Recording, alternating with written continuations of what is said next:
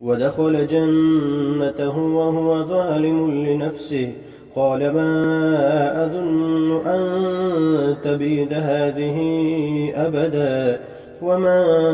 أظن الساعة قائمة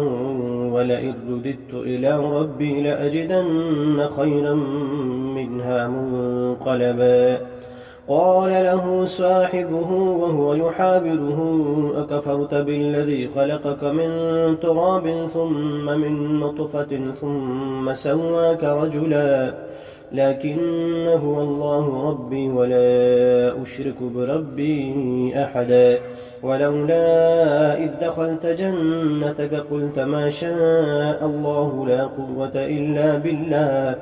إن ترني أنا أقل منك مالا وولدا فعسى ربي أن يؤتيني خيرا من جنتك